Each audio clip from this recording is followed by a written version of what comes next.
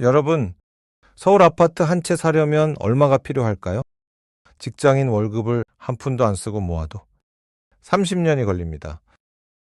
그런데 역대 정부는 이 문제를 해결하겠다며 수십 년째 정책을 쏟아냈습니다. 결과는 어땠을까요? 오늘은 기존 정책과 완전히 다른 논리적으로 탄탄한 아이디어 하나를 끝까지 파고들어 보겠습니다.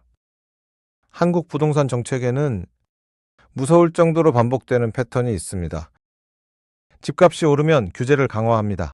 그러면 매물이 줄고 전월세가 폭등합니다. 정치적 반발이 생기고 정권이 바뀌면 규제가 완화됩니다. 그리고 집값이 다시 오릅니다. 이 악순환이 왜 끊기지 않을까요? 핵심은 바로 잠금 효과입니다. 보유세만 올리면 집주인이 이렇게 생각합니다. 팔면 양도세도 내야 하는데 그냥 버티자. 결국 매물이 줄고 가격은 오히려 오릅니다. 규제가 역효과를 낸 겁니다. 그렇다면 이렇게 하면 어떨까요? 10억 원 이상으로 거래되는 아파트에 한해서 사는 사람과 파는 사람, 양쪽 모두에게 높은 세금을 물리는 겁니다. 여기서 매우 중요한 점이 있습니다. 이 정책은 기존의 10억 이상 아파트를 보유하고 있는 분들에게는 적용되지 않습니다. 지금 강남 아파트를 가지고 있어도 팔지 않고 그냥 살고 있다면 아무런 변화가 없습니다. 현행 세율 그대로입니다. 오직 새로 거래되는 시점부터 적용됩니다. 새로 사는 사람에게는 고율 보유세, 새로 파는 사람에게는 고율 양도세, 임대인에게는 고율 임대소득세를 부과합니다. 증여나 법인 명의로 우회하는 것도 동일하게 적용합니다. 여기서 중요한 건 양쪽을 동시에 압박한다는 겁니다. 사도 세금, 팔아도 세금입니다. 기존 정책은 보유세만 올렸습니다. 그러면 집주인이 버팁니다. 하지만 이 정책은 새로 산 순간부터 버티면 버틸수록 매년 보유세 폭탄을 맞습니다. 결국 10억 이하로 팔거나 비싼 보유세를 부담하며 살아야 하는 구조가 만들어집니다. 그럼 집주인이 임대로 돌리면 어떻게 되는 거 아닌가요? 좋은 질문입니다. 고가 전월세에도 동일하게 고율 과세를 합니다. 그러면 집주인은 임대 가격을 낮추거나 결국 매도를 선택하게 됩니다. 오히려 중저가 전월세 공급이 늘어나는 긍정적 효과도 기대할 수 있습니다. 그리고 이 정책에 또 다른 강점이 있습니다. 서울에만 집중된다는 점입니다. 10억 이상 거래는 사실상 서울과 일부 수도권에 국한됩니다. 지방 부동산에는 직접적인 영향이 없습니다. 지방 입장에서는 찬성하기 쉬운 정책이죠. 이 정책에서 가장 영리한 부분이 있습니다. 바로 1년의 유예기간입니다.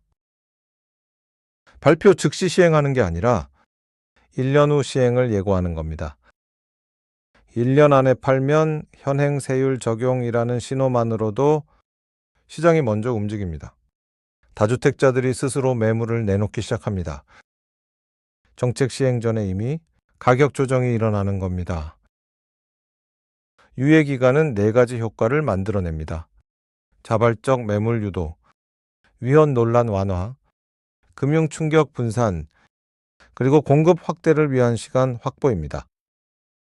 갑작스러운 집값 급락이 아니라 서서히 조정되기 때문에 금융 리스크도 크게 줄어듭니다.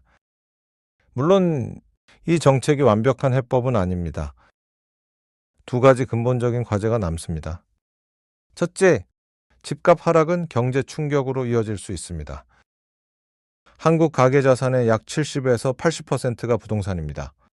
집값이 실질적으로 내리면 중산층 자산가치 하락, 은행 담보가치 급락, 건설업 침체로 이어질 수 있습니다.